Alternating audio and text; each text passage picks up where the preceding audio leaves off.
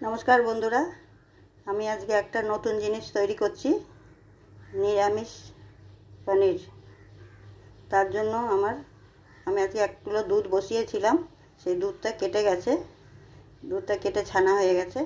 ছানাটাকে আমি জলে ছেঁকে পুরো তুলে ওর মধ্যে 1 চামচ বেসন দিয়েছি।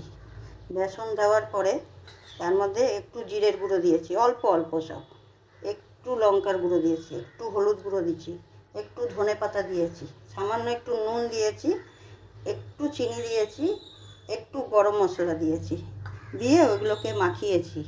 মাখিয়ে এরকম বল বল বানিয়ে সাদা তেলে ভেজেছি। এখন এটাকে আমি সবজি করব, নিরামিষ সবজি পনিরের। তার জন্য দেখুন আমি আলুগুলোকে কেটে নুন হলুদ দিয়ে ভেজে রেখেছি, পটলগুলোকেও কেটে আমি নুন হলুদ দিয়ে ভেজে রেখেছি। এই পর্যায়ে পটলগুলোকে কেটেছি, খোসা পুরো ছাড়াইনি, হাফ হাফ খোসা ছাড়িয়েছি, দিয়ে এটাকে নুন হলুদ দিয়ে ভেজে রেখেছি। এবার কড়াতে আমি তেল দিয়ে দিয়েছি, দিয়ে এর মধ্যে আমি একটা তেজপাতা ছিঁড়ে দিয়ে দিলাম। তার মধ্যে একটু আমি গোটা গরম মশলা দিলাম, গোটা গরম মশলা দিয়েছি। এটা একটু ভাজা হলে, ফ্লেভারটা বেরোলে গরম মশলার, এখানে 2টো এলাচ আছে, একটু 4টে লবঙ্গ আছে, আর একটু দারচিনি আছে। এগুলো একটু ফ্লেভার বেরালেই আমি একটু এর মধ্যে জিরে ফোড়ন দেব, গোটা জিরে। এটা ফ্লেভার বেরিয়ে গেছে, আমি এই অল্প একটু গোটা জিরে ফোড়ন দেব। আপনারা এটা সর্ষের তেলেও করতে পারেন, সাদা তেলেও করতে পারেন, যার যেটা মর্জি। জিরেটা হয়ে গেলে আমি একে একে মশলা দেব।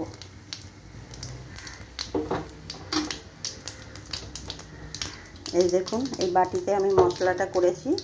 একটা টমেটো আছে বড় সাইজে, একটু আদা আছে, আদা আর টমেটো আর একটু জিরের গুঁড়ো আছে, দিয়ে একসাথে মিশিয়ে পেস্ট করে দিয়েছি।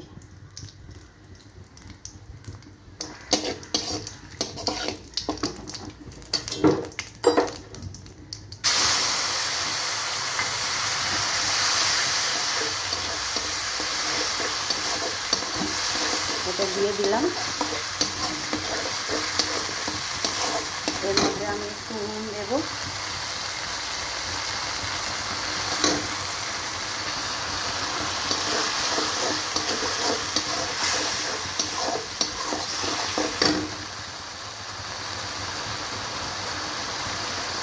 এর মধ্যে একটু হলুদ গুঁড়ো দিলাম, বেশি না, অল্প অল্প সব, আর ঝালটা যার যার পছন্দ মতন। আমি অল্পই লঙ্কার গুঁড়ো দিয়েছি, আর জিরেটা আর আদাটা আর টমেটোটা পেস্ট করা আছে, একসাথে পেস্ট করে নিয়েছিলাম।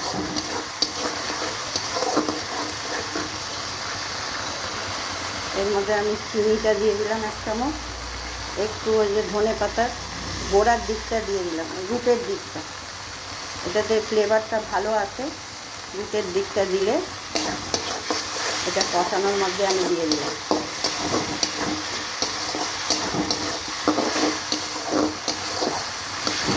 এর মধ্যে আমি এই আলু আর পটলগুলো দিয়ে দিলাম।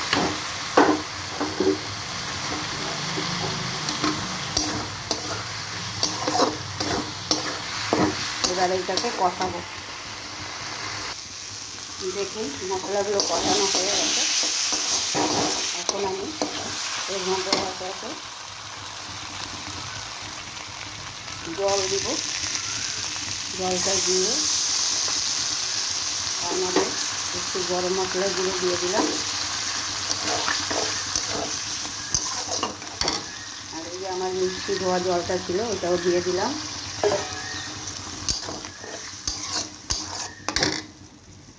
তার উপরে একটু ধনে পাতা দিয়ে দিলাম। এর মধ্যে আমি এখন আলুটা গলে গেলে, আলু পটলটা একটু গলে গেলে ওই পনিরগুলো দেবো, নাহলে পনিরগুলো ভেঙে যাবে। এই দেখুন ঝোলটা ফুটে গেছে, আর আমার এই পটলগুলো সেদ্ধ হয়ে গেছে, আলুগুলো সেদ্ধ হয়ে গেছে, কেটে যাচ্ছে। এখন এর মধ্যে আমি ওই পনিরের বলগুলো দিয়ে দিই।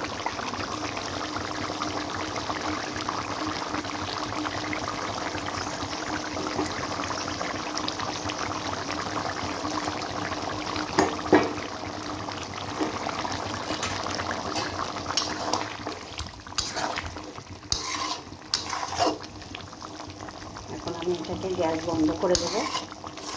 এটা হয়ে গেছে কমপ্লিট, গ্যাসটাকে বন্ধ করে দেবো।